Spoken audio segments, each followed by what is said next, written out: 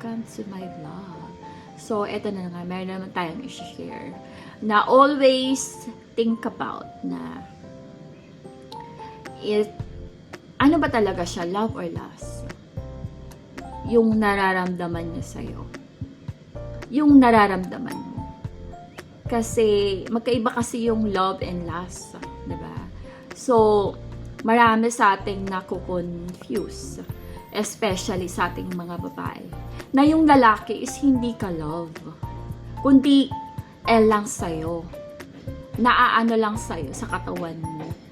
So, i-make sure mo, girl, na bago mo ibigay yung sarili mo, i-make sure mo na siya lahat ang pumagastos. Hindi ka nagsasuffer ng life. Dapat siya lahat ang gumagastos, wala kang ambag kundi ang presence mo. And then, kailangan nirespeto ka niya, hindi ka niya minamadali. Hindi ka niya dinadaan sa mga pamanyak-manyak niya. Hindi yun ganon. Okay? So, dapat, antayin niya na makuha yung loob mo.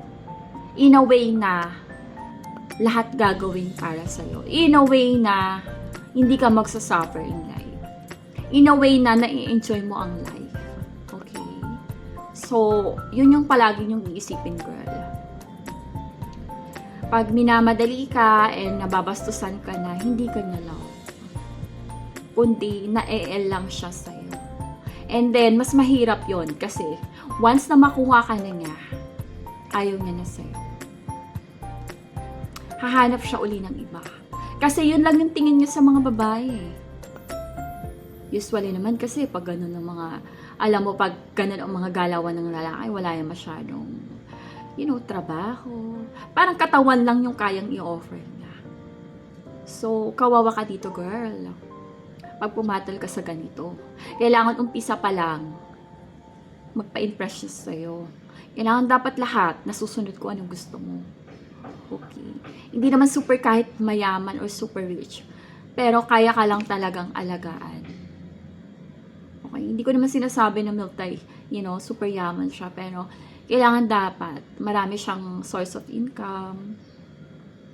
Kaya kanyang buhayin, kung anong gusto mo, nasusunod, lahat ng ganito, ganyan, gusto mo kumain sa ganito, lahat nagagawa niya, okay? Kasi doon mo makikita talaga na mahal ka ng isang tao, irerespeto ka niya, hindi ka niya mamadaliin, hindi lang yun ang habol niya sa'yo, kundi ang maging happy ka in life. As a human being, as a tao, as a babae. Okay? Kasi alam niya kung ano ang lalaki, marunong siya magpakalalaki. Okay? So, ayun lang lagi, girl, ang iisipin nyo.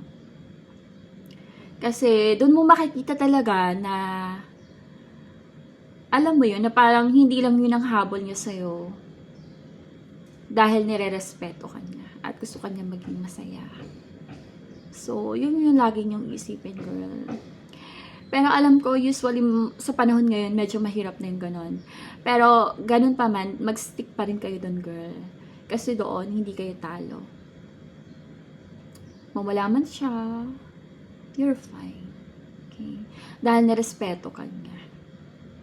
Kasi yung iba, parang yun lang yung habol, eh. Parang masabi nila, hindi ako gusto nito kasi ayaw nito makipag-ganon. No.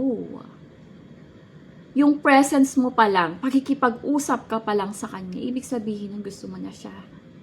'Di ba? So, wag kayong maniwala doon sa mga lalaking ganon kasi isa lang yung habol nila. Okay? So, be careful, girl. Mag-ingat kayo, okay? Kasi marami ngayon mga lalaki na magaling mag-manipulate, mag-brainwash, paawa, victim effect. Basta laging yung tatandaan hanggat siya ang gumagastos, tinutulungan ka sa life. Okay? And ikaw yung Disney princess, ikaw lahat yung masusunod. Okay? So, yun lang yung laging tatandaan nyo, girl. Okay? Ibig sabihin nun, seryoso yun sa'yo. At, yung pinaka-importante, nare-respeto ka, taalagaan ka. Okay? So, yun lang, girls. So, thank you for, watching my vlog.